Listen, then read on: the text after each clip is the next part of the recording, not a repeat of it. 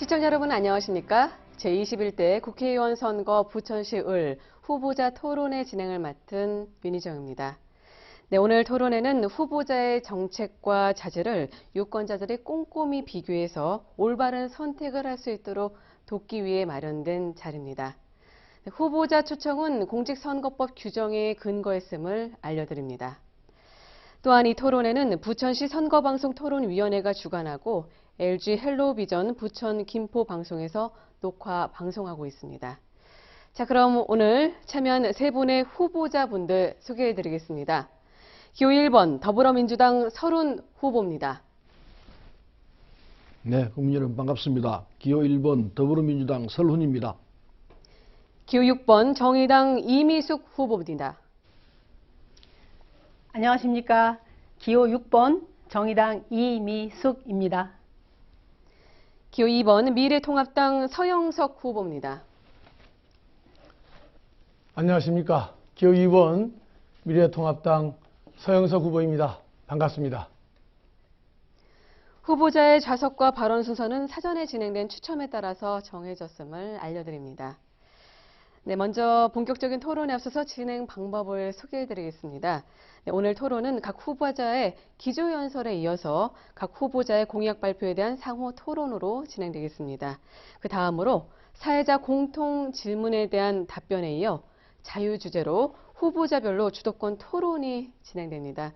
그리고 마지막 마무리 발언으로 오늘 토론회를 마무리 짓게 됩니다. 네, 발언 시간에 대해서 안내해드리겠습니다. 기조연설은 1분, 공약 발표 3분, 후보자 간 상호 질문과 답변은 각각 1분과 2분, 사회자 질문에 대한 답변 2분, 후보자 주도권 토론은 각 후보당 6분씩 주어집니다. 단 질문과 답변은 2분을 넘지 않도록 하셔야겠습니다. 그리고 마지막으로 마무리 발언은 3분이 주어집니다. 자, 그럼 먼저 기조연설부터 시작하도록 하겠습니다. 네, 시간은 각 후보자별로 1분입니다. 먼저 더불어민주당 설훈 후보 연설해 주시죠. 예, 존경하는 국민 여러분, 그리고 사랑하는 부천 시민 여러분, 더불어민주당의 설훈입니다. 지금 전 국민이 코로나19로 고통을 당하고 있습니다. 물론 우리만의 고통이 아니고 전 세계가 이 고통 속에 있습니다만, 그러나 우리는 세계가 놀랄 정도로 아주 모범적으로 이 상황을 잘 극복하고 있다고 생각합니다. 우리 국민들은 우리 역사 속에서도, 가까운 역사 속에서도 이를 잘 극복해냈습니다. IMF 외환위기 때도 금모기 등을 통해서 전 세계가 깜짝 놀랄 정도로 빨리 극복을 해냈습니다. 또 오늘의 이 상황을 극복할 수 있는 힘들이 우리에게는 있다고 생각합니다. 그래서 저는 이 코로나19 사태를 잘 극복해서 경제도 다시 살려내는 이런 일들을 해낼 수 있으리라 생각하고 있습니다. 충분히 극복할 수 있으리라 생각합니다. 네, 여기까지 듣겠습니다. 자, 다음은 정의당 이미숙 후보 1분간 기조연설 하시죠. 존경하는 부천 시민 여러분, 제21대 국회의원 선거 부천시 을 선거구에 출마한 기호 6번 정의당 이미숙입니다. 코로나19 감염으로 인해 얼마나 힘겨운 나날을 보내시고 계십니까? 매우 안타깝고 답답한 상황이지만 국민 모두의 힘으로 반드시 극복해 나가야 하겠습니다. 저는 부천 성모병원 간호사로 30년 가까이 근무했습니다. 돈이 없어서 제대로 치료받지 못하는 안타까운 환자들을 보면서 국가가 국민을 책임지는 그런 공공의료 시스템이 얼마나 절실히 필요한가를 알았습니다. 우리 사회에서 소외되고 차별받는 사회적 약자들을 대변하기 위해 애쓰신 고 노회찬 의원님의 못다 이룬 꿈을 이어가기 위해 출마한 기호 6번 정의당 이미숙 꼭 기억해 주시기 바랍니다. 감사합니다. 네. 자, 다음은 미래통합당 서영석 후보의 기조연설이 있겠습니다. 역시 시간은 1분입니다. 존경하는 부천 시민 여러분, 사랑하는 부천시 을 주민 여러분, 반갑습니다. 제21대 미래통합당 국회의원 후보로 출마한 서영석입니다. 이번에 시민 여러분께서 저 서영석을 선택하셔서 미래통합당의 국회의원 후보로 공천해 주셨습니다. 여러분의 소중한 마음을 담겠습니다. 여러분들이 저를 선택할 때는 뚜레기 정치가 아닌, 구태 정치가 아닌 새로운 인물, 새로운 사람을 세우고자 하심일 것입니다. 정말 우리가 자랑할 수 있는 인물, 품격 있는 인물을 세우자 여러분들이 선택하셨습니다. 이번 총선에서 여러분의 마음을 담아서 여러분께 보답해드리고 승리하도록 하겠습니다. 여러분들을 사랑하고 여러분을 땅과 나누는 서영석이 되도록 하겠습니다. 부천을 바꾸겠습니다. 대한민국을 변화시키겠습니다. 감사합니다. 여기까지 듣겠습니다. 네, 새 후보자의 기조연설 잘 들었습니다. 네, 오늘 토론회는 발언 시간이 엄격히 제한됩니다. 공정성과 형평성을 위해서 제한된다는 점 꼭 기억하시고요. 또 이 시간은 제21대 국회의원 선거를 앞두고 후보자의 정책 비전과 또 공약을 밝히는 자리인 만큼 상대에 대한 인신 공격이나 비방은 삼가주시기 바라겠습니다. 자, 먼저 각 후보자가 내세우는 정책과 공약을 검증하는 시간을 갖겠습니다. 네, 우선 각 후보자별로 3분 동안 공약을 발표한 다음 후보자 간 질문과 답변을 주고받는 이러한 시간을 갖겠는데요. 질문은 1분, 답변은 2분으로 진행되겠습니다. 네, 국회의원은 국민의 대표자로서 또 국회 활동과 비중은 1분 1초 매우 무겁고 중대한 만큼 유권자 여러분께서는 중대한 엄격한 잣대로 지켜봐 주시기 바라겠습니다. 자, 그럼 먼저 미래통합당 서영석 후보자부터 공약 발표 듣겠습니다. 시간은 3분입니다. 네, 서영석 여러분께 공약을 말씀드리겠습니다. 저희 공약은 부천 시민의 삶의 질 향상에 큰 의의를 두고 있습니다. 저 서영석은 부천 시민 여러분의 자산 가치를 높이는 데 노력하겠습니다. 첫째로 중상동 신도시와 구도심의 노후 아파트 재건축을 적극적으로 추진하겠습니다. 주민은 리모델링보다 재건축을 원하고 있습니다. 재건축 규제를 대폭 완화하도록 하겠습니다. 둘째로 교통정책과 시민의 피해를 확 낮추도록 하겠습니다. 외곽순환고속도로의 지하화와 하부 도로를 도로화하겠습니다. 외곽순환도로의 소음과 분진으로부터 우리 상동 주민들을 피해를 막아주고 줄이도록 노력하고 그러기 위해서 방음턱계를 설치하도록 하겠습니다. 세 번째로 중앙공원과 호수공원을 청정 힐링파크로 바꾸어 드리겠습니다. 중앙공원을 차도로 없애고 내 집 앞 정원을 이용할 수 있도록 만들겠습니다. 부천의 허파로 만들겠습니다. 호수공원에는 힐링 캠프를 조성하겠습니다. 시민의 캠핑존, 바베큐존을 즐기도록 만들어 가겠습니다. 네 번째로 부천 경제를 살리도록 하겠습니다. 소상공인과 자영업자의 생계를 이어받고 있습니다. 소상공인과 자영업자가 행복한 부천을 만들도록 하겠습니다. 간이가세 기준 금액을 1억으로 상향 조정해 나갈 계획입니다. 최저임금과 52시간 근로제를 탄력적으로 적용해 나가도록 하겠습니다. 소상공인의 사회보장성 보험 등 사회안전망을 구축해 나가겠습니다. 서영석이 소상공인과 자영업자가 행복한 부천을 만들어 드리겠습니다. 부천시가 이미 계획하여 진행한 사업을 국회의원이 바꾸는 것은 권한쟁의의 가능성이 있다고 보여집니다. 만약 영상문화단지 개발 사업이 재추진될 수 있다면 다섯 번째로 영상문화단지를 국가가 지정하는 영상문화예술규정특구로 지정하여 영상문화예술 분야 종합대학과 특성화 캠퍼스를 유치하겠습니다. 저 서영석 시민 여러분께 용기를 드리는 사람이 되겠습니다. 저 서영석 시민들이 원하는 일을 앞장서서 추진하도록 하겠습니다. 이상입니다. 네, 공약 들었습니다. 자, 이제부터는 나머지 두 후보가 서영석 후보에게 질문을 하는데요. 네, 질문 시간은 각각 1분입니다. 자, 그럼 더불어민주당 서른 후보자부터 질문해 주시죠. 예, 이 서영석 후보 잘 들었습니다.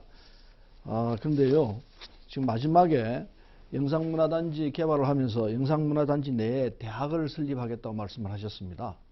그런데 그 부분은 좀 잘못 알고 계신 부분이 있습니다.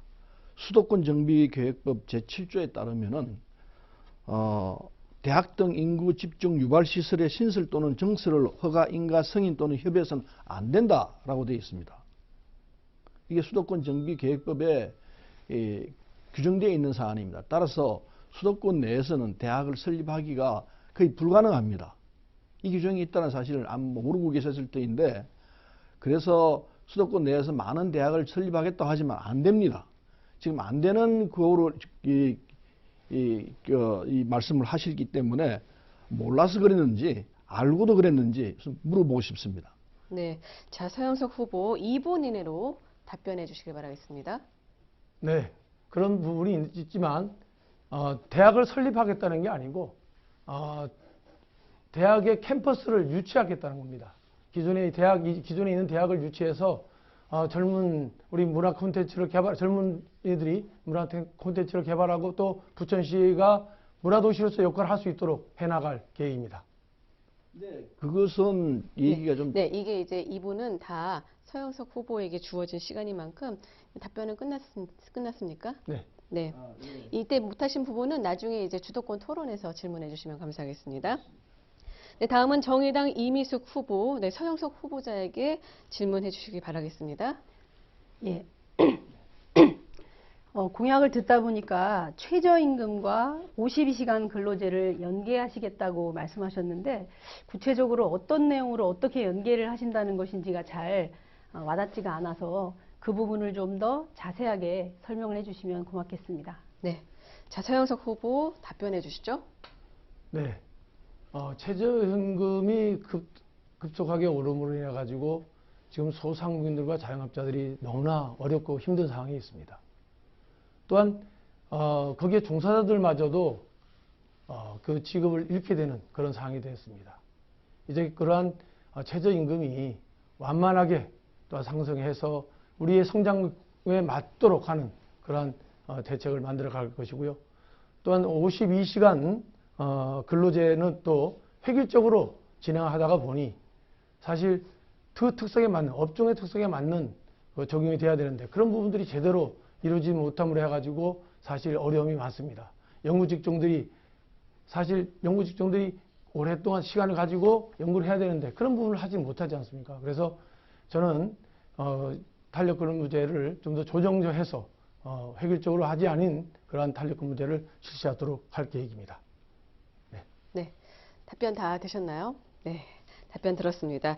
네, 지금처럼 질의응답에서 미진했던 부분 같은 경우는요, 앞으로 발언 기회가 많이 남아 있습니다. 특히 주도권 토론을 활용해 주시면 감사하겠습니다. 자, 다음으로 더불어민주당 서른 후보자의 공약을 들어보도록 하겠습니다. 역시 시간은 3분인데요. 시작해 주시죠. 네, 시민 여러분, 저는 부천의 가치를 높이고 부천이 좀 더 살기 좋은 쾌적한 도시를 만드는데 제 생각을 집중했습니다. 그래서 공약을 그렇게 만들었습니다. 먼저 우리 부천이 제일 큰 문제는 교통 문제가 큰 문제일 것 같습니다. 부천의 교통이 빨라지는 공약, 이걸 내세우고자 합니다. 그래서 외곽순환고속도로 하부 지하 공간을 새롭게 파서 지금 중동 IC를 나올 때 굉장히 지체가 심합니다. 그 부분을 풀어내기 위해서 하부 공간을 지하를 파내면서 교통 체증 문제를 해소하겠다고 말씀을 드리고 싶고요. 그 다음에 교통 시스템을 스마트 시스템을 바꿔야 합니다. 그래서 부천 시내 전 체계가 하나로 되면서 교통 흐름이 훨씬 빨라질 수 있게 만들겠다는 문제를 말씀을 드리고요. 그리고 공영 주차장 문제도 필요합니다. 공영 주차장을 확대해서 주차 문제가 해결될 수 있게끔 하고자 하는 게 제 교통 문제의 핵심 내용입니다. 그리고 부천은 지금 원도심과 신도심 사이에 갈등이 많이 있습니다. 그리고 우리가 신도심 1기 도시가 되어서 벌써 노후화되고 있습니다. 이 문제를 어떻게 극복할 것이냐 하는 문제가 부천 시민의 제일 큰 관심사인데, 그래서 리모델링 하는 부분을 어떻게 합리적으로 해낼 수 있을 것인가, 이게 중심 내용이라 생각합니다. 그래서 주민이 중심이 돼서 시가 중심이 아니라 주민이 중심이 돼서 주거환경 개선 사업을 할 수 있도록 이렇게 하고자 하는 바입니다. 그리고 무엇보다도 우리 부천 내에서 생산과 소비가 함께 일어날 수 있도록 돼야 합니다. 부천이 지금 베드타운화되고 있기 때문에 이 부분을 극복해내야 합니다. 지금 4차 산업혁명이 진행되고 있는 상황이라서 IT 산업이나 또는 이 AI 산업 또는 바이오 산업 이런 등등을 유치해서 우리 부천이 생산 시설을 확보함으로 해서 고용과 그리고 세수를 확보할 수 있는 이런 체제로 가야 한다고 생각합니다. 따라서 영상단지 등등도 그 개념에서 개발을 해야 될 것이고 무엇보다도 시민이 함께 개발 계획에 참여하는 시스템 이게 꼭 필요합니다. 시가 일방적으로 만들어서 시민들이 그냥 형식적으로 이렇게 합니다라고 할 것이 아니라 도시 개발에 있어서 시민이 주체가 될 수 있게끔 시민이 적극적인 참여를 할 수 있게끔 하는 것이 필요하다 생각해서 저는 이 도시 개발을 할 때 시민이 적극적으로 참여할 수 있는 시스템을 만들어야 한다. 이걸 말씀드리고 싶고요. 그리고 무엇보다도 지금 코로나 때문에 걱정이 앞섭니다. 부천시가 5만 원, 1인당 5만 원을 포함해서 경기도와 함께 60만 원을 지급하겠다고 하고 있습니다. 상위 기준입니다. 이게 아마 조금은 도움이 될 수 있으리라 생각합니다. 4월 내에 지원될 수 있도록 노력을 하도록 하겠습니다. 네, 여기까지 듣겠습니다. 30 후보자의 공약 함께 하셨습니다. 자, 그럼 계속해서 공약에 대한 질의 이어가겠습니다. 먼저 정의당 이미숙 후보 1분 동안 30 후보에게 질문해 주시죠. 예, 제가 그 30 후보의 유세 차량을 보니까 거기 이제 공약 내용이 실려 있는 것 중에 오늘은 말씀을 안 하셨는데 사실 부천에 이제 미세먼지가 굉장히 심각하지 않습니까? 스마트 미세먼지 클린 특화단지를 조성하겠다라는 공약이 눈에 띄었는데요. 구체적으로 어디에 어떻게 조성한다는 것인지 설명을 좀 해주시고 어떤 효과가 기대되는지에 대해서 설명을 좀 부탁드리겠습니다. 네, 30 후보자 2분 내로 발언해 주시죠. 네, 좋은 질문 하셨습니다.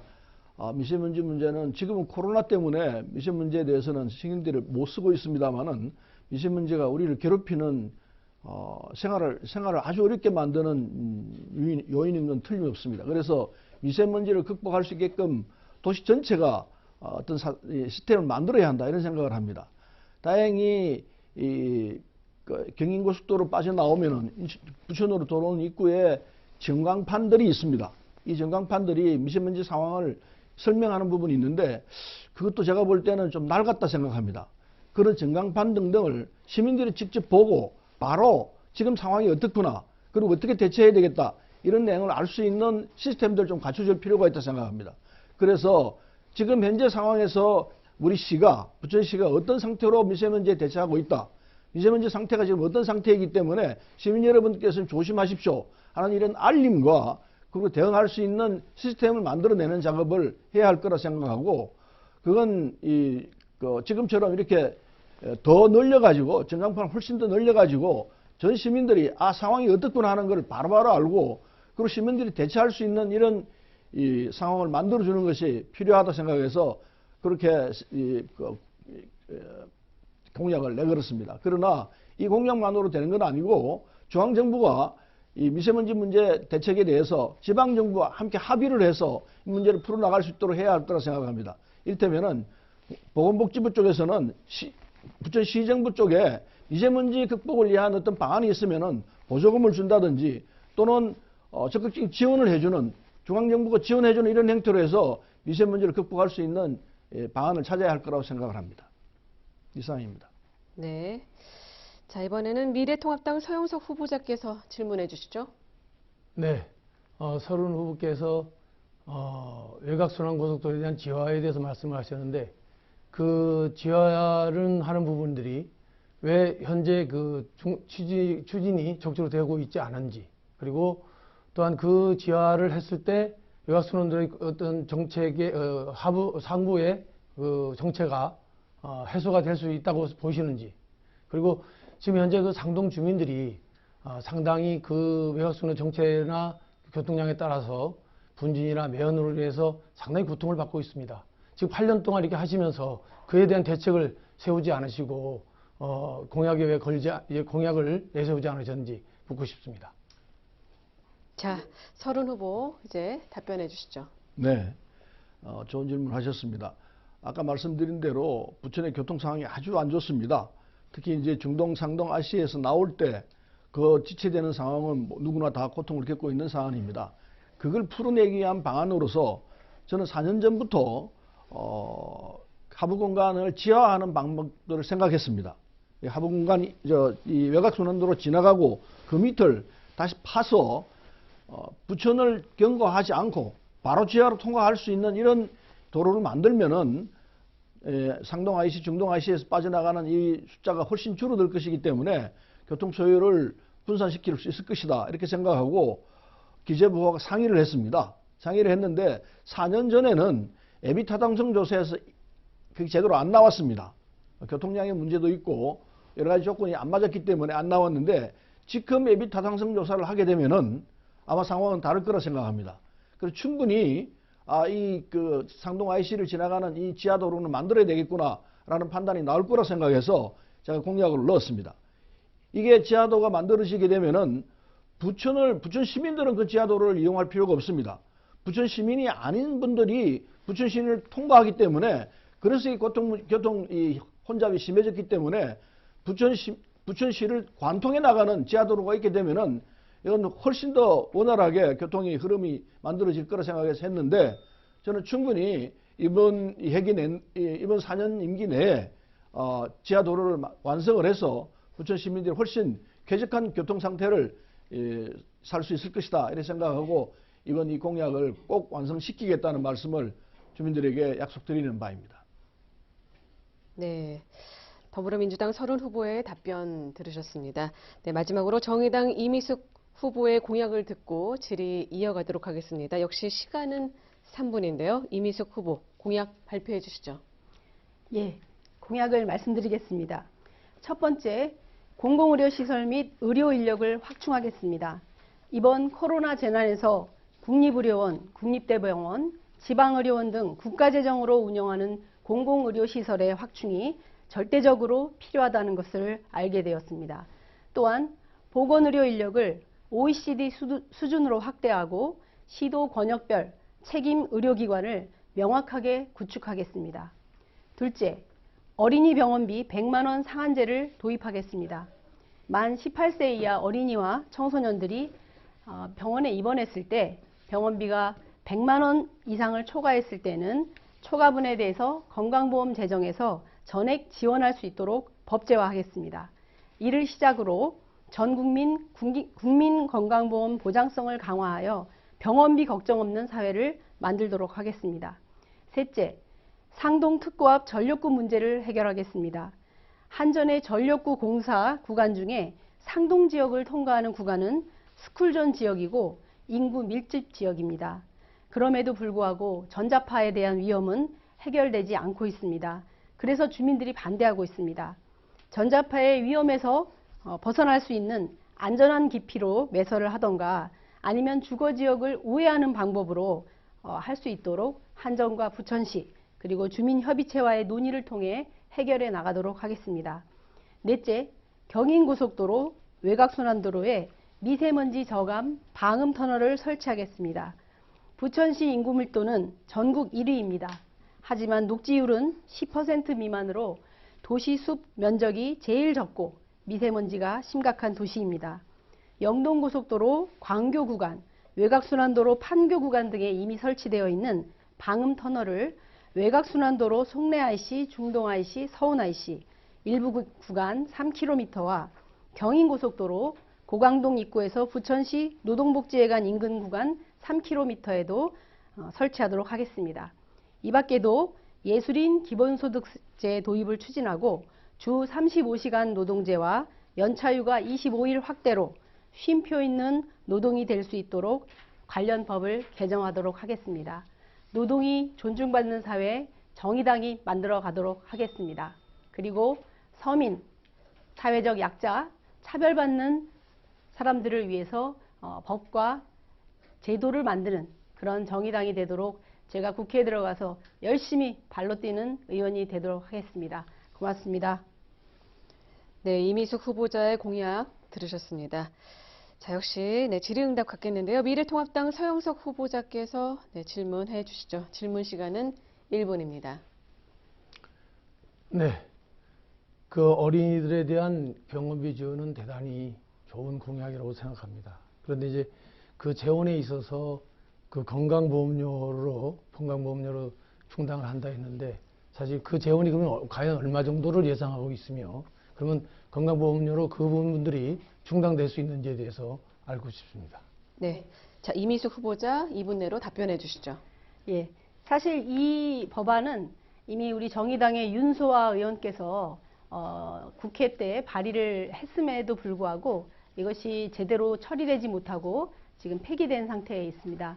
그래서 다시 제가 국회에 들어가면 이 법안을 반드시 통과시키겠다는 입장인 것이고요. 이미 우리 건강보험 재정은 24조 원 정도의 흑자를 지금 가지고 있습니다. 누적적 흑자를.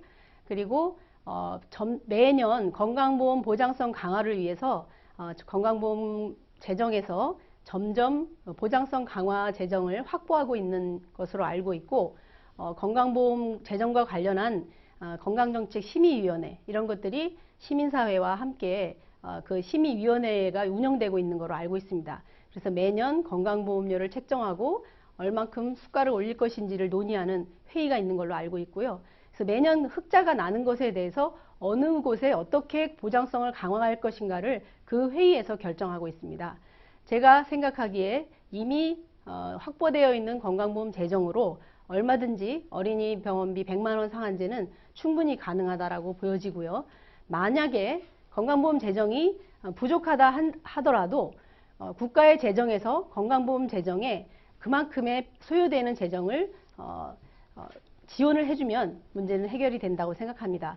얼만큼 보장성 강화에 정부가 열의를 가지고 투자하느냐 이것에 차이가 있다고 생각이 들기 때문에 저는 정부가 결정한 마음만 먹으면 얼마든지 할 수 있다고 보고 과거에 암부터 무상의료를 이런 주장을 저희가 했었는데요. 이미 지금 암 환자들을 치료하는 치료비는 굉장히 낮습니다. 5% 정도만 내면 치료가 가능한 상황에 와 있기 때문에 저는 이 제도는 가능하다 이렇게 생각하고 있습니다. 네, 이미숙 후보의 답변 들었습니다. 다음은 더불어민주당 서른 후보께서 이미숙 후보에게 질문해 주시죠. 네, 이미숙 후보가 낸 공약들을 쭉 보면 참 마음에 드는 공약들이 많습니다. 문제는 그 재원을 어떻게 확보할 것이냐 이런 문제가 논의가 돼야 될 터인데 의지는 좋은데 현실과는 거리가 있는 것 아닌가 하는 느낌들이 많이 있습니다. 말씀을 정확히는 안 하셨는데 지금 노동 문제에 있어서 주 35시간 노동시간 단축하는 문제를 공약으로 낸 것 같습니다. 근데 이 연차 휴가를 25일로 확대를 해서 쉼표가 있는 이런 삶을 살도록 하겠다는데 참 이상적이고 좋은 얘기인 것 같습니다.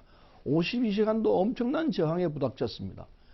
그걸 극복하는데도 지금도 아주 제대로 안 되고 있는데 이걸 35시간으로 다시 당긴다면은 이 저항을 과연 이게 우리가 극복할 수 있을 것인가?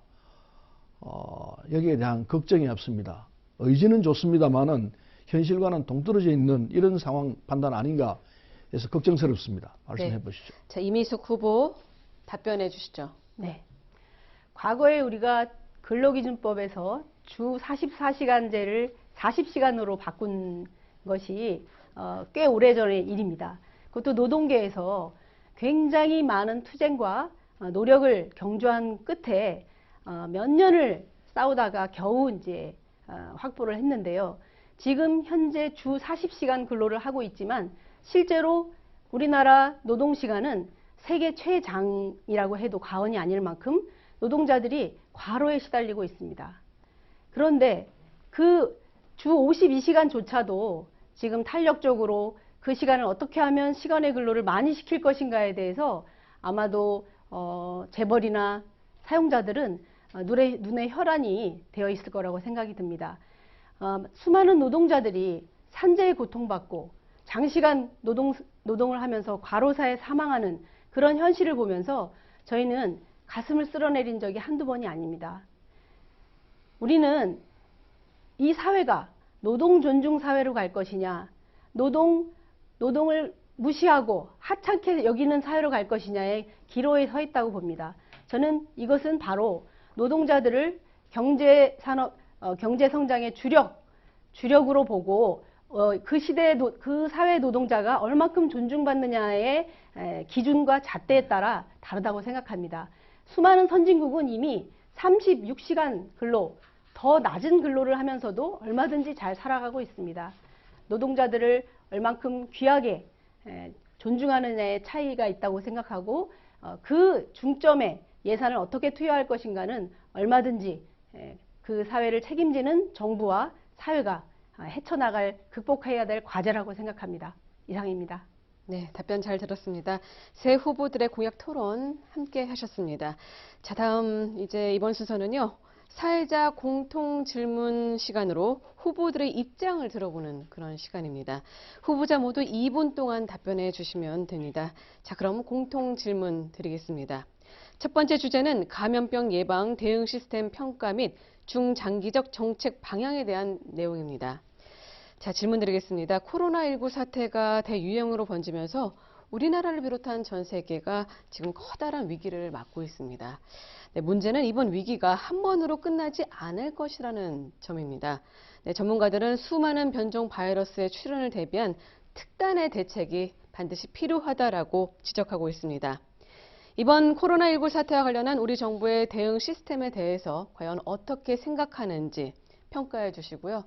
더불어 사스, 메르스, 코로나19에 이은 제2, 제3의 감염병 예방을 위한 중장기 지원 체계에 대한 의견을 말씀해 주시기 바라겠습니다. 자, 먼저 정의당 이미숙 후보자부터 답변하시겠습니다. 시간은 2분입니다. 예, 정의당은 그동안 공공의료 확대 및 선진국 수준의 보건의료 인력 확보를 주장해 왔습니다. 코로나19 재난을 거치면서 이제까지 정의당이 주장해왔던 것이 옳았다는 것이 확인되고 있습니다. 먼저 감염병 예방 대책으로 국가가 운영하는 감염병 전문병원 설립이 필요합니다. 과거 사스나 메르스 사태가 났을 때 의료계에서 강력히 요구했던 것인데 예산 부족을 이유로 추진하지 못했습니다. 이번 코로나 재난으로 인해서 감염병 전문병원의 설립은 선택이 아닌 필수가 됐습니다. 또한 질병관리본부를 질병관리청으로 승격하고 역학조사관을 대폭 확대해야 합니다. 음압 격리병상을 대폭 확충해야 되고 감염병 전문 인력 양성이 절대적으로 필요합니다. 둘째, 감염병 관리와 재난의료 등을 총괄하는 국립중앙의료원을 확장 이전하고 국립중앙의료원과 지방의료원을 전국적으로 묶는 공공의료체계를 만들어야 합니다. 셋째, 공공의과대학 법안을 조속히 통과시켜서 감염병 비상사태에 맞서서 치료를 담당할 공공의료 전문 인력을 양성해야 합니다. 앞으로 전염병 사태는 언제 또 발생할지 모릅니다. 소 잃고 외양간 고치는 일이 생기지 않도록 국가가 책임지고 비상한 대책을 만들어야 합니다. 그리고 지금까지의 정부의 코로나 대책은 아직 끝난 게 아니기 때문에 지금 평가할 문제는 아니라고 생각하고 물론 전 세계에서 따라 배우는 여러 나라들이 있지만 우리나라의 공공의료 체계를 더욱더 확대하고 확충하는 것이 더 시급한 문제라고 저는 생각합니다. 이상입니다. 네, 정의당 이미숙 후보의 답변 들으셨습니다. 네, 계속해서 미래통합당 서영석 후보자 2분 내로 답변해 주시죠. 이 정부의 정책은 정말 국민은 뒷전이고 또 남탓하는 정부가 아닌가 생각이 듭니다. 의사협회 등 전문가들이 6번이나 중국발 입국을 제한하려 달라고 건의했지만 정치적인 이유 때문인지 무시당했습니다. 복지 전문가가 컨트롤 타워로 초기 대응에 실패했고 우수한 의료 인력과 기술, 장비를 보유하고 있음에도 불구하고 무차별적으로 초기 방역에 실패하였다고 생각합니다. 현 질병관리본부의 위상으로는 초기 방역 효과를 끌어내기가 역부족입니다. 질병관리본부를 질병관리청으로 격상해서 대응해 나가야 된다고 생각합니다. 감염병 발생 지역으로부터 입국하는 외국인에 대해서는 출국 또는 입국을 통해 입국을 종합관리하는 체계를 만들어야 됩니다. 자가격리 접촉자를 지정 의료기관 또는 시설에서 일정 기간 격리하고 여행 정보력 안내 등 설치를 의무화해서 나가야 됩니다. 권역별로 감염병 전문병원을 지정 설립해야 된다고 생각합니다. 백신과 치료제 개발을 위한 바이러스 연구 개발비에 대한 예산을 확대해야 된다고 생각합니다. 공적 마스크 유통 과정의 투명한 공개, 그리고 행정방 등을 통해서 마스크를 공급하고 핵심 방호 장비의 의료진, 그리고 최우선 공급 대책 등 마스크 수급 종합 대책을 마련해야 된다고 생각합니다. 이상입니다. 네. 자, 끝으로 더불어민주당 서른 후보자 감염병 예방 대책에 대해서 2분 안에 답변해 주시죠. 네, 전 서영석 후보하고 의견을 좀 달리합니다.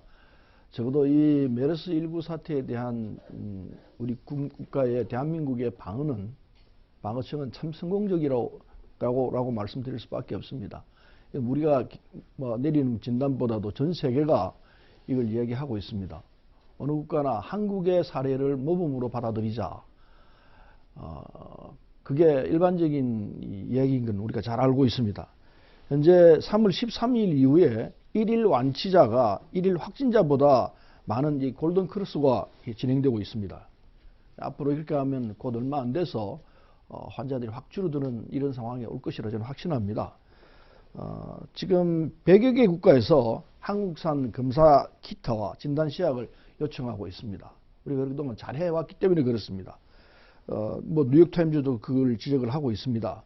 문제는 그동안에 우리가 이 박근혜 이명박 정부를 거치면서 공공의료에 너무 무신경한 게 아니고 아예 그냥 무시하고 넘어갔습니다. 그래서 의료 민영화와 영리화 정책을 추진해 왔습니다. 그게 이명박 박근혜 정부가 추진했던 의료 정책이었습니다. 지금 보면 이게 얼마나 위험한 짓이었는지 알 수 있는 사안입니다. 그래서 이제는 이 역학조사관을 확충해야 합니다. 중앙역학조사관은 2016년에 43명이었는데 올해 2020년에는 77명으로 했지만 훨씬 더 확보를 해야 되는 사안입니다.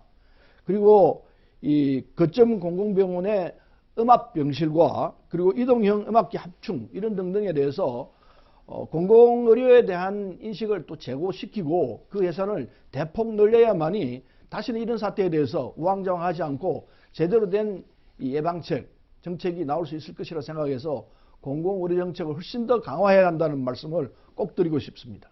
네. 답변 잘 들었습니다. 네, 다음 질문은요. 지역경제 활성화와 지역 일자리 마련 방안에 대한 내용입니다. 네, 부천시 인근 도시의 산업단지 개발과 신도시 조성으로 부천 지역 기업들이 빠져나가고 인구 유출이 발생하는 등의 변화가 있었습니다. 경기 침체와 함께 이러한 요인들로 인해서 경제 활성화가 어려워지고 또 지역 일자리도 늘리기 어려운 실정인데요. 부천시는 대장 신도시 개발과 원도심 개발, 상동 영상단지 개발, 그리고 GTX 노선, 원종 홍대선, 종합운동장 이런 역세권 융복합 개발과 같이 다양한 환경 변화를 앞두고 있습니다. 네, 이러한 점들을 염두했을 때 지역경제 활성화 일자리 마련을 위한 묘안은 있는지 구체적인 사례를 곁들여가면서 설명해 주시기 바라겠습니다. 네, 시간은 2분입니다. 먼저 미래통합당 서영석 후보자 답변해 주시죠. 네, 부천의 현상을 보면 방법이 참 찾아내기가 어렵습니다. 테크노파크는 20년이 지난 지 얼마 안 됐지만 재건축을 추진한다고 합니다. 시설도 노후되었고 또 공실화가 너무 많습니다. 부천에 새로운 동력을 만들어야 되는데 부천의 산업화를 획기적으로 바꾸고 또한 활성화시킬 수 있는 방법이 제시돼야 된다고 생각합니다. 부천의 일반 공업단지는 가산 디지털 단지와 같이 핵심 역량이 집적화된 산업단지와 지원 인프라를 갖추고 또 그리고 배후 도시로 리모델링 되어야 됩니다. 부천은 그동안 우리 부천은 고도 성장의 중심지였습니다. 지금은 대기업이 떠나고 또 중소기업이 힘겹게 부천을 지탱하고 있습니다. 노후화된 산업단지를 뉴타운 개발 방식과 같이 전면적인 개발을 해야 될 때라고 생각합니다. 우리 사람을 중심으로 단지, 도시재생 뉴딜, 그리고 거점 재생 기능으로 구조를 고도화해 나간다고 생각합니다. 지리적 이점과 축적된 기술력, 그리고 문화 콘텐츠 역량을 융합이 된 금형, 조명, 로봇 등 우리 산업을 키워 나가고 육성해 나가야 됩니다. 정책적 지원이 뒷받침되면 특성화된 산업단지의 구조화와 고조구조화를 이룰 수 있다고 생각합니다. 부천은 기업이 하기 좋은 도시가 되어야 되고 또한 부천은 일자로 늘어나는 경제도시로 탈바꿈해야 된다고 생각합니다. 네, 답변 잘 들었습니다. 네, 다음 더불어민주당 서른 후보자 2분 내로 답변해 주시죠. 네, 우리 부천은 오랫동안 문화도시로서의 역할을 해왔습니다. 문화특별시라고 불려지길 바랬습니다. 그래서 웹툰 부분에 강점이 있습니다. 만화영상단지가 있듯이 저는 이 웹툰 융합센터 건립 사업을 하도록 했습니다. 그동안에 나름대로 이 노력을 했다 생각합니다. 또 로봇 융합 부품 지원센터를 개설을 했습니다. 우리 지역 내에는 로봇 부품 산업들이 활발하게 돌아가고 있습니다. 이걸 좀 더 지원을 해서 로봇 부품 단지로 만들어내는, 전국의 모든 로봇들은 여기서 다 만들어진다, 이런 소리를 들을 수 있도록 해야 할 거라 생각을 하고요. 그리고 무엇보다도 제가 지역점적으로 하고 있는 게 치매 조기 진단 사업을 해야 한다 생각합니다. 이 부분이 아직 초기 단계인데 우리 부천에다가 저는 예산을 끌어서 바이오 산업 육성 예산을 만들었다고 생각합니다. 그래서 이 치매를 조기 진단할 수 있는 시스템을 넣어서 순천향병원하고 지금 작업을 하고 있습니다. 정부 예산이 투여되고 있습니다. 그래서 현재 4차 산업혁명이 진행되고 있기 때문에 AI 산업, 바이오 산업, 또 ICT 산업, 이런 산업체들을 유치를 할 수 있어야 합니다. 다행히 우리는 영상단지 내에 많은 땅이 있습니다. 38만 평이 넘는, 훨씬 넘는 100만 평 가까운 땅이 있습니다. 이 땅들을 잘 활용해서 먹고 사는 문제도 해결하고 고용도 되고 세수도 확보하고 이런 산업체를 유치할 수 있어야 한다 생각합니다. 저는 그 산업체를 유치하는 데 발벗고 나설 생각입니다. 그래서 우리 땅은 있기 때문에 이 금사라기 땅을 잘 활용하면은 우리가 먹고 사는 문제도 해결하고 세수도 확보하고 고용도 유지하고 이런 등등의 문제들을 해결할 수 있기 때문에 영상문화단지 이 일대를 어떻게 개발할 것인가 하는 문제를 시민들과 함께 논의할 수 있는 시스템을 만들겠다. 이게 제가 드리는 말씀이라고 말씀드립니다. 네, 여기까지 듣겠습니다. 네, 끝으로 정의당 이미숙 후보자 지역경제 활성화 방안에 대해서 답변해 주시죠. 예, 코로나19 재난에서 벗어나기 위한 지역경제 활성화가 매우 중요한 상황입니다. 무엇보다 시민들이 소비를 할 수 있도록 해야 합니다. 돈이 돌아야 자영업자나 골목 상권, 지역경제가 살아날 수 있습니다. 정의당은 이미 재난기본소득 100만 원을 제안한 바 있습니다. 정부는 하위 70%를 대상으로 이야기하고 있지만 우려했던 대로 기준 선정부터 시작해서 지자체와의 분담 역할까지 일이 꼬이고 있습니다. 타이밍을 놓치면 끝입니다. 대상을 구분하지 말고 전 국민에게 긴급하게 지원해야 합니다. 자영업자들은 폐업 위기에 내몰리고 있지만 세금과 공과금 그리고 임대료는 꼬박꼬박 나가고 있습니다. 임대료를 지원하고 세금과 공과금은 면제해야 합니다. 마스크 대란처럼 줄 서는 대출이 없도록 5년 만기 무이자 대출을 실시해야 합니다. 그리고 부천페이 같은 지역화폐는 소비자에게도 이득이 되고 가맹점에게도 도움이 되는 제도이니만큼 적극적으로 홍보하고 인센티브도 확대해서 지역 상권을 살리는 것도 좋은 방안이라고 생각합니다. 저도 지금 부천페이를 사용하고 있는데 많은 주민들이 잘 모르고 있습니다. 부천시에서 조금 더 적극적으로 홍보하고 인센티브를 확대한다면 지역경제 활성화에 큰 도움이 될 것이라고 저는 생각하고 있습니다. 이상입니다. 네, 세 후보의 답변 함께 하셨습니다. 네, 이번 질문은요, 지역구 현안에 관한 문제입니다. 바로 상동 영상문화단지 개발 방안에 대한 내용인데요. 네, 부천시가 상동 영상문화단지를 문화 콘텐츠와 첨단 기업, 복합시설 등을 갖춘 글로벌 영상 문화 콘텐츠 허브 단지를 조성하겠다고 밝힌 바 있습니다. 현재 4조 원이 넘는 규모의 투자 개발 계획과 함께 우선 협상자까지 선정한 상황인데요. 이 가운데 부천시 의회와 지역 시민단체들은 부천시의 계획에 5천 세대가 넘는 주상복합 건물과 아파트 건설 계획이 있어서 결국 주거단지로 전락할 수 있다라는 그러한 우려로 부천시의 계획에 반대하고 있습니다. 상동 영상문화단지가 어떻게 활용돼야 할지 그 이유와 함께 의견을 밝혀주시기 바라겠습니다. 역시 답변은 이분이고요. 더불어민주당 서른 후보자 답변해 주시죠. 네, 말씀하신 대로 부천시의회에서 상동 이 영상문화단지 사업 계획에 대해서 반대를 했습니다. 말씀드린 대로 저는 이 단지가 38만 평방미터를 개발한다고 그러는데 이게 부천 이 수도권 일대에 있는 금사라기 땅이라고 생각합니다.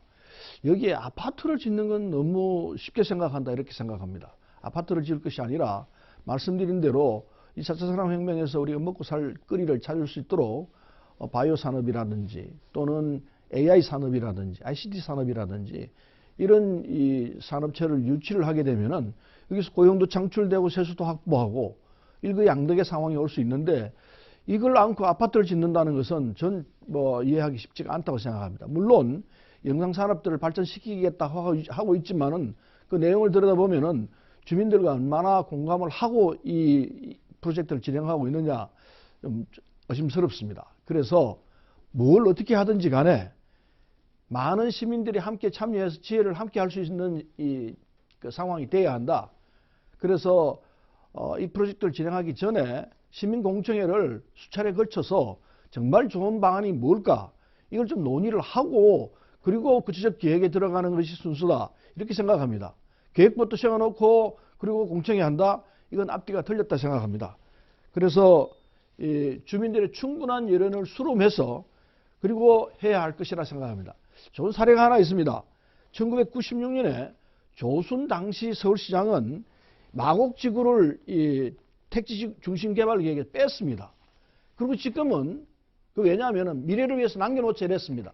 지금은 그 마곡지구를 참 잘 활용해가지고 최첨단 산업과 함께 진행을 하고 있는 걸로 알고 있습니다.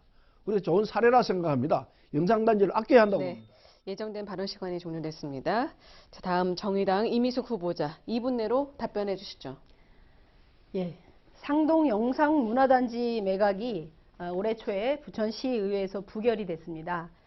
아마도 이번 총선 때 쟁점이 되는 것을 피하려고 한 것이 아닌가 생각이 들고 총선 후에 다시 추진될 것으로 보이기 때문에 매우 우려가 됩니다.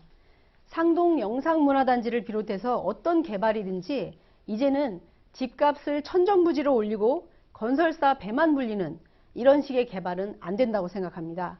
이미 상동 영상문화단지 인근인 중동 IC 주변은 만성 교통체증과 소음, 먼지 문제로 시달리고 있습니다. 아파트 단지를 만들어서 인구 밀도를 더 높인다면 생활환경은 그만큼 더 나빠질 수밖에 없습니다. 개발을 할 수밖에 없는 상황이라면 상동 영상문화단지는 생산성이 높은 고부가가치 산업인 문화산업의 핵심이 되는 곳이면서도 자연과 접할 수 있는 곳이 되어야 한다고 생각합니다. 부천시에서 밝힌 바와 같이 영화, 만화, 영상, 방송, 문화 콘텐츠 활성화를 위한 도심형 융복합 영상문화단지를 구축하되 친환경적이고 그리고 친수 공간으로 조성하고 그래서 시민들이 자주 찾을 수 있고 쉴 수 있는 그런 힐링 테마파크로 만들어야 한다고 저는 생각합니다. 더 이상 부천을 먼지와 소음과 고통체증의 도시로 만드는 것을 저희 정의당은 결단코 반대합니다. 이상입니다. 네, 끝으로 미래통합당 서영석 후보자 2분 내로 답변해 주시죠. 네, 서른 후보께서 그동안 8년 동안 국회의원을 하셨습니다. 부천시에서 정말 아파트를 짓고 영상문화단지를 개발하겠다 했는데 한 말씀 없으시다가 총선 전에 취소를 시켰습니다. 과연 그 일이 왜 그렇게 했을까요? 서영석 이런 부분에서 의문을 가질 수밖에 없습니다. 이제 제대로 보신 것 같아요. 영상문화단지가 정말 우리 부천의 동력이 되는 보석 같은 곳입니다. 그곳을 아파트가 져서 되겠습니까? 상가를 줘서 되겠습니까? 이제 그러한 문제는 우리가 그러한 부분을 해결해야 됩니다. 저 서영석은 우리 영상문화단지가 미래 산업을 선도해야 된다고 생각합니다.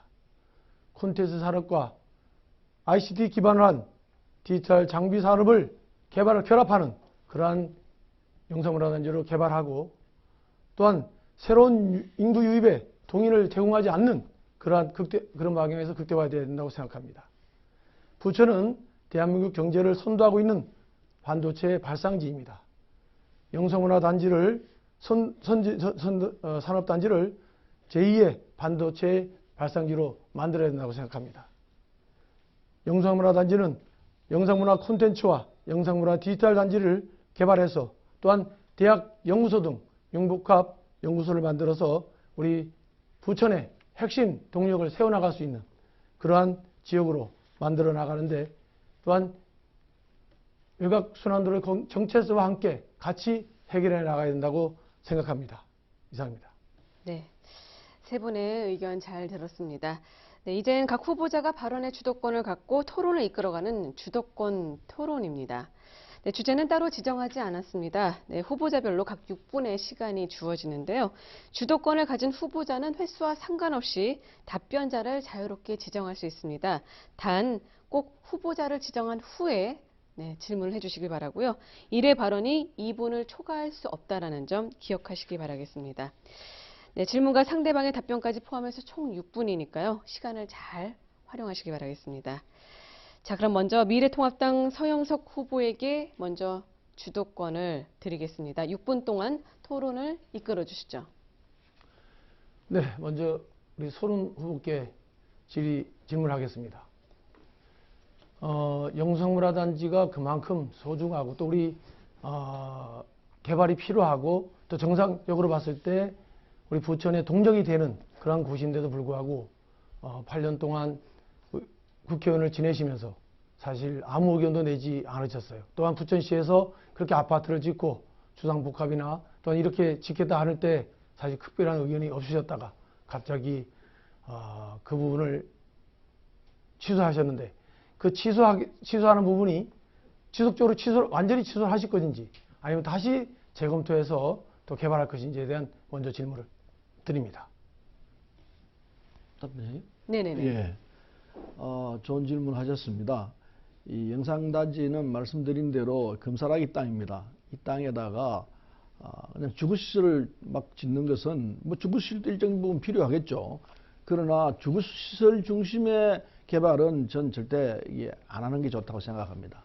근데 뭘 하든지 간에 이제는 시민이 주축이 되는 개발을 해야 한다 생각합니다. 시민이 소외되고서는 좋은 개발이 있을 수가 없다 생각합니다. 그래서 영상단지를 개발하려고 한다면 사전에 시의회는 물론이고 시민공청회를 수차례 개최해서 어떤 쪽으로 방향을 잡는 것이 제대로 된 개발 계획이냐, 이걸 먼저 타진을 하고 그리고 계획이 서야 그게 앞뒤가 맞다고 생각합니다. 지금 부천시에서 구상하고 있는 건 조금 계획이 앞뒤가 안 맞는 부분이 있다 생각합니다. 그래서 저는 선거가 끝나고 나면은 시민공청회를 몇 차례 소집을 해서 거기서 제대로 된 답안이 나올 수 있는 개발 방안, 이게 먼저 나와야 한다 생각하고, 그런 개발하에서 생각한다면은 말씀드린 대로 이 영상단지는 대단히 이 금사라기 땅입니다. 수도권에 이런 땅이 귀합니다. 그래서 여기에는 우리가 먹고 살 문제를 함께 해결할 수 있는 네, 알겠습니다. 개발이 돼야 한다. 우리 후보님, 알겠습니다. 그 얘기 아까 말씀하셨어요. 그러면 지금 취소한 것이, 앞으로 이 영상문화단지에 대한 사업이 지금 우선협상까지 정해졌습니다. 그러면 그 부분에 대한 취소를 하시겠습니까? 취소 여부는 시민공청회를 통해서 다시 논의해야 한다 생각합니다. 그동안에 그러면 이렇게 추진될 때까지 왜 아무 말씀 안 하셨습니까? 말 여러 번 했습니다. 그 전에 신세계가 먼저 하려고 했습니다.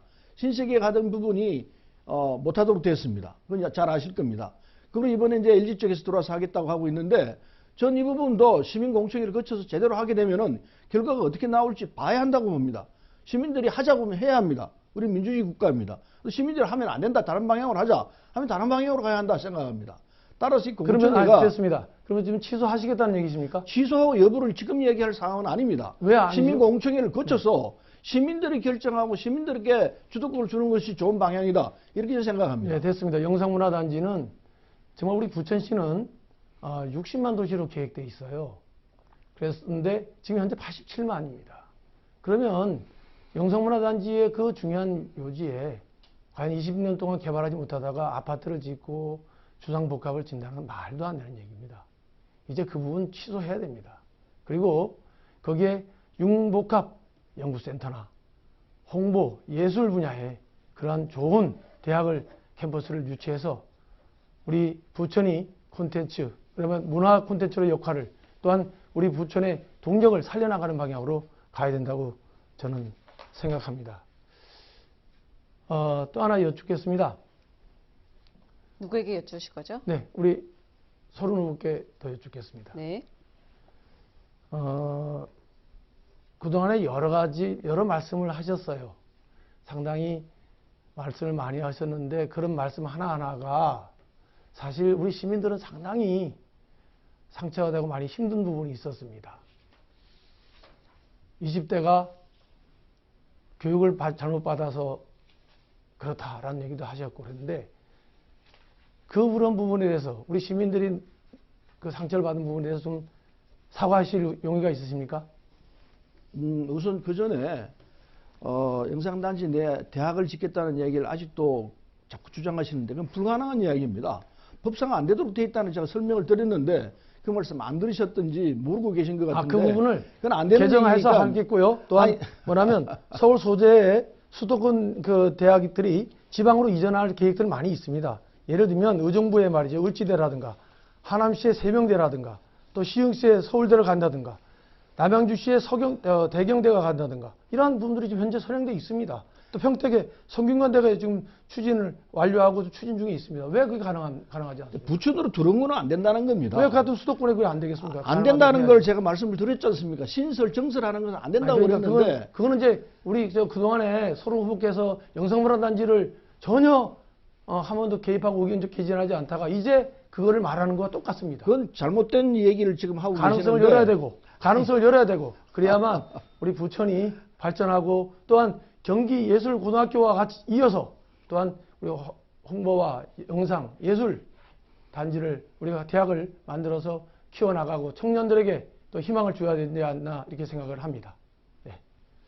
수도권의 대학을 신설하는 건 안 된다고 제가 얘기를 했는데도 불구하고 자꾸 그 주장을 하시는데 그건 국민들을 호도하는 겁니다. 잘못된 생각입니다. 아닙니다. 못합니다. 못하니까요. 그 계획은 네, 취소하도록 주도권 토론 여기서 끝났습니다. 네. 자, 다음 주도권은 더불어민주당 서른 후보에게 드리겠습니다. 6분 동안 토론을 이끌어 주시죠. 네, 영상단지 얘기가 나왔습니다만은 말씀드린 대로 지금 저는 이 개발을 하기 위해서는 시민 동의가 첫째고 시민들 토론 속에서 결론이 나와야 한다 생각합니다. 그래서 개발을 할 거냐 말 거냐 하는 문제조차도 여기서 결론하는 게 좋다고 생각하고 그 뒤에 따라서 선거 끝나고 나면은 공청회가 계속해서 열릴 거라 생각합니다. 그 결과를 지켜볼 따름입니다. 제 개인 생각으로는 영상단지를 개발하더라도 4차 산업의 점에서 ICT라든지 또는 바이오 산업이라든지 또는 AI 산업, 인공지능 등등을 활용하는 이런 기업체들이 들어와서 이 영상단지를 이루고 있으면은 대단히 좋다. 그렇게 갈 것이다. 그렇게 개발해야 한다. 이걸 주장하고 싶고요. 그 다음에 이게 주거단지가 들어오는 건 뭐 일정 정도는 필요할 겁니다. 그럼 살기 위해서 필요하리라 생각합니다만은 지금 계획하고 있는 거는 확 줄여야 한다 생각합니다. 확 줄이게 되면은 아마 이 계획을 하고 있는 업체 측에서 어떤 대응을 할지 모르겠습니다만은 쾌적한 상태를 유지하는 것이 주민들이 바람이기 때문에 그 조건에 맞도록 해야 되고 그렇지 않게 되고 지금처럼 하게 되면은 교통 문제가 심각해집니다. 그래서 저는 반대했던 것이고 앞으로 교통 문제 등등을 생각하면은 주거단지를 그걸 집중적으로 짓는 것은 거의 안 되지 않겠나 하는 생각을 하고 있습니다. 따라서 이 계획은 전체적으로 수정을 할 수밖에 없는 상황이 올 것이다 이렇게 보고요. 아까 제가 소개한 대로 조선시장 시절에 했던 마곡단지 개발을 유예했던 상황 이걸 우리가 유념해야 할 필요가 있다 생각하고 다시 한번 묻겠습니다. 우리 누구한테 서 후보께서는 네. 학교 대학을 설치하겠다고 그러는데 짓겠다고 하는데 거의 가능하다고 생각합니까? 다시 한번 말씀하겠습니다. 그 공약을 처리하겠습니까? 계속 고집하겠습니까? 네. 부천의 종합대학이 사실 부천대학하고 가톨릭 성심이 있습니다. 저 서영석 꼭 종합대학 캠퍼스를 만들어서 우리 문화 콘텐츠를 성장시키고 발전시키는 방향으로, 또한 청년들에게 희망을 줄 수 있는 방향으로. 알겠습니다. 나가겠습니다. 그만하십시오. 네. 안 되는 얘기를 하고 계십니다. 잘 모르기 때문에 그런 말씀을 하시는 것 같은데, 대단히 죄송합니다만은 그 내용을 다시 들여다보십시오. 불가능합니다. 안 되는 얘기를 자꾸 하기 때문에 시민들이 혼란이 일어날 것을 말씀을 드리는 겁니다. 법상 안 되도록 되어 있습니다. 법을 바꾸지 않으면 불가능한 거고, 그리고 이 법은 바꾸기가 힘든 법입니다. 그래서 지금 서부께서 말씀하시는 부분은 사실과 일치가 되지 않는다라는 사실을 말씀을 드리겠고, 그 부분은 수정을 하도록 하십시오. 어떻게 생각하십니까? 다시 묻겠습니다. 그리고 제가 법률적인 부분을 검토하고, 또한 이런 부분들이 또한 선례적으로 남양주시라든가 또한 평택시에, 또한 시흥시가 다 그렇게 이전해서 캠퍼스를 만들고 있습니다. 왜 불가능하다고 얘기하십니까? 가능합니다. 노력하겠습니다. 네. 네, 계속해서 지금 3분 정도 남았습니다. 예. 저는 이 토론을 통해서 제대로 된 토론이 되기를 바랬습니다만은, 뭐 그렇게 잘 돌아가는지는 잘 모르겠습니다만은, 어쨌든 서울께서 저한테 공격하는 내용에 대해서는 인정할 수가 없습니다. 대학을 여기에 부천에 대학을 설립하는 것은 가능하지 않습니다. 그 점은 분명히 말씀드리겠고요. 그다음에 아까 젊은 사람들에 대해서 뭐 상하해야 될 것 아니냐 하는 얘기를 하시는데, 제가 생각했던 것은 교육이 그만큼 중요하다는 얘기를 강조한 겁니다. 인간은 어디까지나 교육을 통해서 자기 가치관과 인생관계 정립이 됩니다. 물론 사회적 경험을 통해서도 됩니다만은, 학교 교육이나 기타 교육을 통해서 인간이 갖고 있는 정보가 누구기 때문에 그 교육이 얼마나 중요하다는 건 누구든지 잘 알고 있는 바입니다. 그래서 저는 그 당시 얘기했던 내용은 교육을 제대로 할 수 있는 시스템으로 가자, 교육에다 더 많은 투자를 하자, 교육이 얼마나 중요하다는 걸 여러분 알고 있지 않느냐, 이 얘기를 강조했다는 걸 이해해 주시길 부탁을 하고요. 그런 의미에서 우리는 오늘의 대한민국이 나온 근본 원인은 저는 교육에 있다고 생각을 합니다. 오늘의 대한민국은 교육을 통해서 나왔다 생각하기 때문에, 다시 이 자리를 빌어서 다시 말씀드립니다만은, 교육 투자는 그 투자 효과가 훨씬 더 산업체 투자하는 것보다 클 수 있다고 생각합니다. 눈에 보이지 않는 이런 사회간접자본이라고 생각하기 때문에, 교육 투자에 충실한 국가는 언젠가 일어나고 그 국가는 튼튼한 기반을 만들게 된다, 이 말씀을 꼭 전하고 싶습니다. 그래서 저는 앞으로도 우리 사회가 이 4차 산업혁명에 잘 적응을 하려면은 교육 투자를 충실히 해야 되고, 교육에 대한 집중적인 이 투자가 결국은 대한민국을 더 튼튼한 인류 국가로 만드는 네. 기반이 질문 된다는 시간이 사실을 말씀해 20여 초 남았습니다. 이해해 주시면 고맙겠습니다. 네. 질문해 주시죠. 20초 남았습니다. 정의당 쪽에서는 아까 말씀드린 대로 재원 확보는 어떻게 하실 생각인지, 재원이 없이 그런 복지와 이 복지 사업들을 가능하다고 생각하는지, 재원 확보를 어떻게 할 부분인지 말씀해 주시면 고맙겠습니다. 네. 저는 노동조합을 오랫동안 했었습니다. 노동조합도 예산을 세워서 집행을 하게 되는데, 그 해에 어느 사업에 집중할 것이냐에 따라서 예산의 집행 프로테이지를 다르게 합니다. 그런 것과 마찬가지로 국가의 재정도 어느 부분에 중점을 두느냐, 어떤 부분에 중요한 사업을 배치하느냐에 따라서 저는 얼마든지 조정이 가능하다고 생각하고, 그리고 지금의 우리가 남북이 분단되어 있는 조건 속에서 엄청난 국방 예산이 들어가고 있는데, 남북 관계가 좋아지고 하다 보면 국방의 예산이 얼마든지 복지 예산이나 다른 예산으로 쓰여질 수 있는 시기가 올 것이다, 이렇게 생각하고 있습니다. 네, 예정된 시간이 끝났습니다. 다시 한번 말씀드리겠지만, 답변자뿐만 아니라 주도권 토론하시는 분도 2분 이내에 말씀을 하신다는 것 기억하시기 바라겠습니다. 자, 마지막으로 정의당 이미숙 후보에게 6분간 주도권을 드리겠습니다. 자, 시작해 주시죠. 예, 예상했던 대로 양쪽 후보께서 열띤 서로에게 공격하는 그런 취지의 토론을 하느라고 저는 이제 질문을 많이 받지 못했는데요. 저는 양쪽 후보에게 한 가지 질문을 드리고자 합니다. 순서대로 답변은 우리 서영석 후보가 먼저 해주시고 서른 후보께서 나중에 해주시면 좋겠는데요. 패스트 트랙에 올려서까지 선거법 개정을 이루었습니다.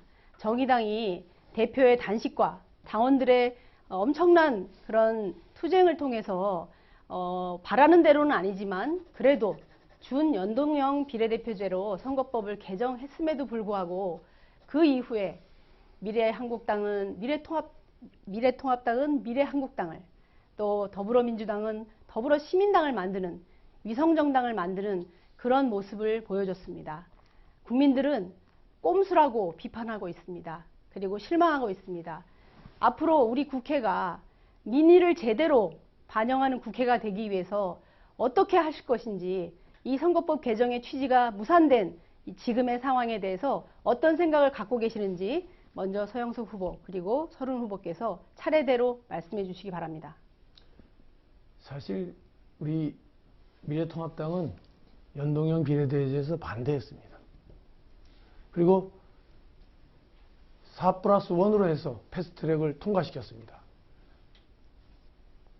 제1야당을 배제하고 연동형 비례대회를 만들었습니다. 그래서 인정하지 않았기 때문에 우리 미래통합당은 미래한국당을 만들었습니다. 비례로 의석을 차지하기 위해서 만들었습니다. 그렇기 때문에 우리 또한 우리 미래통합당 그 부분에서 인정했습니다.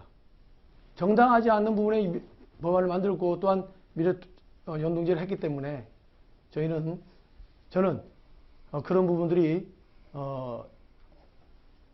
정당하게 됐다고 생각합니다. 그러나 어떤 법안이 통과되면 사실 그 부분을 인정하고 가져야 되지만, 사실 우리 미래통합당 입장에서는 그 부분을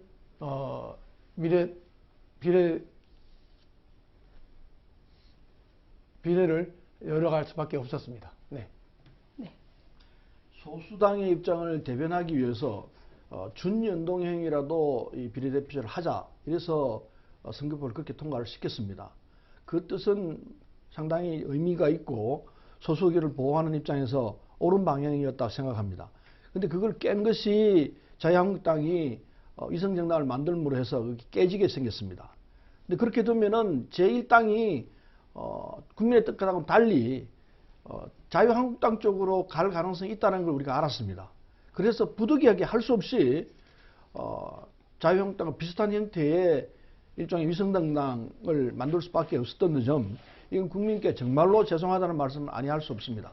전 당을 처음 이 당을 만들려고 할 때 당내에서 반대했습니다. 그러나 당원들이 결정한 사안이기 때문에 그건 따를 수밖에 없어서 지금 이 제도가 통하게 되었습니다만, 어쨌든 결론은 죄송한 상황이 됐습니다만, 그래도 대한민국의 민주주의를 지키기 위해서는 이런 식으로라도 우리가 이 제1당을 유지할 수밖에 없는 상황, 이 상황을 국민들이 이해하실 거라 생각해서 부득이한 상황이었다는 말씀을 드리고, 앞으로 이 상황이 선거법이 어떻게 될지는 모르겠습니다만 소수정당을 보호하는 이런 장치는 반드시 있어야 할 것이다, 이런 생각을 갖고 있습니다. 예, 시간이 한정됐기 때문에 질문은 더 준비를 했지만 하나만 더 말씀드리겠습니다. 서영석 후보께 질문 드리겠는데요. 요즘 텔레그램 N번방이 굉장히 큰 이슈로 대두되고 있습니다. 이런 상황에서 황교안 대표께서 N번방 사태와 관련해서 호기심으로 입장한 사람은 판단을 달리해야 한다는 취지의 발언을 했습니다. 이 발언에 대해서 어떻게 생각하시는지 말씀해 주십시오. 그러한 기사를 보지 못했습니다. 그러면 내용을 네. 모르십니까? 네, 모릅니다. 디지털 성범죄가 벌어지고 있는 N번방이라는 N번방의 얘기는 들었습니다. 네, 황교안 대표의 발언을 못 네, 못 들으셨단 들었다는 말씀입니까? 얘기입니다. 네, 그렇습니다. 못 들으셨다니까 어쩔 수는 없지만 지금 황교안 대표를 향한 피해자들의 원망 그리고 국민들의 분노가 하늘을 찌르고 있다는 것 잘 알고 계시길 바라겠습니다. 시간이 짧긴 한데 질문보다는 그냥 입장을 말씀드리겠습니다. 작년에 부천시의회에서 문화다양성 조례가 상정됐다가 자진 철회된 상황이 있었습니다. 민주당 시의원이 발의했던 내용입니다. 앞으로 부천시의회에서 인권조례, 민주시민조례 등들을 다시 재추진하고자 하고 있고요. 민주당은 지금 부천시에서 다수의 의원들을 차지하고 있기 때문에 얼마든지 통과가 가능한데도 불구하고 특정 세력들의 반대, 압박에 의해서 지금 눈치를 보고 있는 그런 실정입니다. 서른 후보께서는 부천시의회 의원들과 함께 지금 이 조례가 올해는 다시 재상정되고 꼭 추진될 수 있도록 좀 힘을 써주실 생각은 없으십니까? 예, 시의회를 지배하는 것은 시민들입니다. 시민들의 의견을 잘 받들어서 지금 말씀하신 부분이 정리가 잘 될 수 있도록 하도록 하겠습니다. 네, 주도권 토론 여기서 마치도록 하겠습니다. 네, 열띤 토론을 펼쳐주신 세 후보자 모두 정말 고생 많으셨습니다.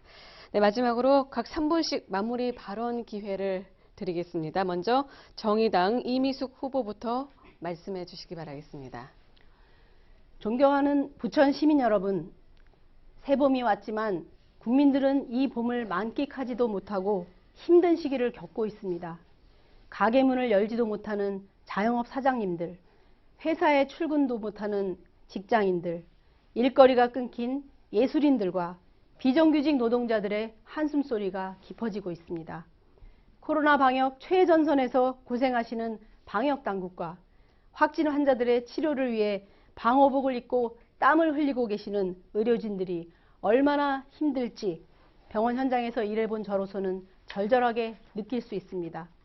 코로나19 감염으로 인해 대한민국은 예기치 못한 재앙을 맞이했습니다. 이 재앙은 언제 끝날지 모르고 설령 끝난다 하더라도 또 언제 다가올지 모르겠습니다. 이번 계기를 통해 완전히 새로운 국가 시스템을 마련해야 합니다. 국가가 책임지는 공공의료 시스템, 긴급 재난에 대비한 대국민 생활지원 방안, 재난을 극복할 수 있는 경제 활성화 방안 등 국가의 기능과 역할을 비상하게 높여야 하는 과제를 부여받고 있습니다. 존경하는 부천 시민 여러분, 코로나 재앙 속에서 맞이하는 이번 21대 총선은 과거 세력 대 미래 세력의 대결입니다. 낡은 정치를 갈아엎고 새로운 활력을 불어넣어야 합니다. 누구나 차별받지 않고 존중받는 사회를 만들기 위해서는 기울어진 운동장을 바로잡아야 합니다. 지금까지 거대 양당이 국회 의석을 독식하는 구조로는 다양한 국민의 목소리가 반영될 수 없습니다. 거대 양당이 만들어 놓은 기득권과 특혜를 과감히 무너뜨리고 한국 사회를 새로운 방향으로 이끌어갈 새로운 대안 세력을 키워가야 합니다. 당리당략에 의해 원칙을 저버리고 이름만 바꿔가며 이합집산을 거듭하고 꼼수를 부리는 정당이 아니라 노동자, 서민, 사회적 약자를 대변해오고 원칙과 소신의 정치를 펼쳐온 정의당이 국회에 더 많은 의석을 얻어서 더 큰 목소리를 낼 수 있도록 유권자 여러분이 힘을 보태주셔야 합니다. 아픈 환자를 보살폈던 저 이미숙이 국회에 들어가서 고 노회찬 의원님의 뜻을 이어받아 정의로운 복지국가의 새로운 비전을 펼칠 수 있도록 기호 6번 정의당 이미숙에게 후회 없는 선택을 해주시길 간곡히 부탁드립니다. 긴 시간 이야기 들어주셔서 감사합니다. 네, 정의당 이미숙 후보의 마무리 발언이었습니다. 네, 다음은 미래통합당 서영석 후보, 3분 시간 갖습니다. 해주시죠. 존경하는 우리 부천 시민 여러분, 또 오미을 주민 여러분, 나라가 대체 나라냐라고 말합니다. 마스크를 사기 위해서 장시간 줄을 서야 되고 정말 마스크를 구하지 못해서 힘들어하고 있습니다. 이 나라가 문재인 정부가 소도 주도 정책으로 통해서 정책이 거꾸로 감을 통해서 어려워지고 있습니다. 서민이 피폐해지고 있습니다. 중산층이 무너지고 있습니다. 소상공인들이 길거리로 나오고 있습니다. 중소기업이 문을 닫고 있습니다. 죽겠다고 합니다. 어렵다고 합니다. 힘들다고 합니다. 왜 그렇습니까? 경제정책이 잘못되었기 때문입니다. 부천시는 어떻습니까? 시장이, 국회의원이 4명이 다 더불어민주당입니다. 도의원 8명이 민주당입니다. 시의원 3분의 2가 민주당 의원입니다. 일당 체제로 인해서 부천이 희망이 없습니다. 정말 너무나 어렵습니다. 재정 자립도가 90년도 말에 90%대가 넘었었습니다. 이제 얼마인지 아십니까? 30%대입니다. 이제 그러한 일들 극복해야 되지 않겠습니까? 또한 여러분께서 뽑아주신 국회의원은 어떻습니까? 여러 말들로 인해서 우리에게 상처되고 힘들었습니다. 정말 우리가 자랑할 수 있는 그러한 국회의원 뽑아야 되지 않겠습니까? 우리 부천의 희망을 열어갈 수 있는 국회의원을 뽑아야 되지 않겠습니까? 정말 주민들과 함께 그 곁에서 어렵고 힘든 일들을 함께 할 수 있는 사람들을 국회의원을 뽑아야 되지 않겠습니까? 서영석 그런 사람이 되겠습니다. 여러분과 함께 손잡고 부천의 희망을 노래하고 함께 할 수 있는, 새 봄을 열어갈 수 있는 서영석이 되도록 하겠습니다. 잘 하겠습니다. 열심히 하겠습니다. 새로운 부천을 만들어서 또한 변화하는 대한민국을 만들어서 여러분과 함께 나가고자 합니다. 4월 15일 이제 바꿉시다. 바꿔야 삽니다. 그래야 대한민국이 새로운 대한민국으로 나아갈 수 있고 부천을 새로운 부천으로 만들 수가 있습니다. 기호 2번 서영석, 이번에 여러분들의 선택을 기다립니다. 감사합니다. 네, 끝으로 더불어민주당 서른 후보 마무리 발언 부탁드립니다. 예, 존경하고 사랑하는 부천 시민 여러분, 참 어렵죠. 코로나 이 19로 인해서 모든 사람들이 고통을 당하고 있습니다. 중소상공인, 자영업자, 뭐 누구 할 것 없이 엄마, 이 아이들 키우는 어머니들도 지금 고통을 당하고 있습니다. 참으로 뭐라고 말할 수 없는 이런 상황입니다. 그러나 우리는 이 고통을 이겨낼 수 있는 역량이 있습니다. 과거에 우리 경험을 통해서 IMF 외환위기 때 금모으기 등을 통해 가지고 외환위기를 느끼니 극복했습니다. 세계가 깜짝 놀랐습니다. 또 일본이 수출 규제를 할 때 우리는 일본 노 재팬했습니다. 당당하게 맞서서 이 위기를 우리가 극복했던 경험이 있습니다. 우리 피 속에는 위기를 극복하는 DNA가 흐르고 있습니다. 저는 그걸 믿습니다. 따라서 이 상황에서는 정말로 코로나를 극복하기 위해서는 여야가 있어서는 안 된다 생각합니다. 바이러스는 여야 없이 침투합니다. 때문에 이 상황에서는 정쟁을 멈춰야 합니다. 정쟁을 멈추고 함께 극복하자. 이게 답이어야 한다고 봅니다. 근데 아직도 그게 제대로 전달이 안 되고 있다 생각합니다. 정부가 잘못한 점도 있을 것입니다. 그러나 우리는 하나하나 고쳐가면서 제대로 해내고 있다고 봅니다. 전 세계가 한국의 방역 체계에 대해서 찬사를 보내고 있는 건 사실입니다. 우리는 꾸준히 시스템을 극복하고 지도력을 발휘해서 지금 이 상황에 왔습니다. 무엇보다도 의료진들의 사투를 거는 이 헌신 때문에, 이 희생 때문에 오늘의 이 위기를 극복할 수 있는 힘이 나왔다고 생각합니다. 모든 국민들이 사재기를 안 씁니다. 이게 우리 국민성입니다. 전 세계가 사재기를 한다고 난리인데 우리는 그걸 거부하고 있습니다. 당당하게 버텨내고 있습니다. 이게 우리입니다. 따라서 저는 이 메르스 극복할 거라 생각합니다. 문제는 그의 경제가 문제일 거라고 봅니다. 그러나 아까 말씀드린 듯이 IMF 외환위기도 느끼니 극복했습니다. 저는 코로나19로 인해서 나오는 경제적 파급 엄청날 거라 생각합니다. 그러나 우리는 세계 어느 나라보다도 당당하게 제대로 된 극복책을 만들어낼 것이라 확신하고 있습니다. 저는 부천을 위해서 지난 8년 동안 애를 많이 썼다고 생각합니다. 저는 독립운동가의 셋째 아들로 태어났습니다. 대학을 다닐 때 민주주의를 위해서 나름대로 애를 썼습니다. 옥고도 치렀습니다. 또 국회에 있으면서도 검찰 공정수사특위를 만들어서 위원장을 하면서 검찰이 공정한 검찰이 되고 정의로운 검찰이 될 수 있도록 애를 썼습니다. 저는 대한민국이 올바른 나라가 되기를 바랍니다. 그 일에 저를 헌신할 생각입니다. 저는 다시 국회를 들어가고 싶습니다. 5선 의원이 되고 싶습니다. 그래서 제대로 된 부천을 만들고 제대로 된 나라를 만드는데 네, 여기까지 듣겠습니다. 고맙습니다. 네. 자, 마무리 발언까지 들었는데요. 시청자 여러분 어떻게 지켜보셨습니까? 네, 오늘 토론회가 유권자 여러분께 많은 도움이 되었길 바라겠습니다. 네, 개인 사정으로 선거일에 투표하실 수 없는 분들은요. 네, 4월 10일과 11일 양일 동안 국회의원 선거가 치러지는 전국 읍면 동사무소 등에 마련된 사전투표소에서 미리 투표하실 수 있습니다. 네, 사전투표 시간은 오전 6시부터 오후 6시까지며 신분증 꼭 챙겨가시기 바라겠습니다. 보다 자세한 사전투표소 위치는 중앙선거관리위원회 홈페이지를 방문하시면 확인하실 수 있습니다. 네, 지금까지 부천시 선거방송토론위원회가 주최한 제21대 국회의원 선거 부천시 을 후보자 토론회를 여기서 마무리 짓도록 하겠습니다. 함께해 주신 여러분 감사합니다.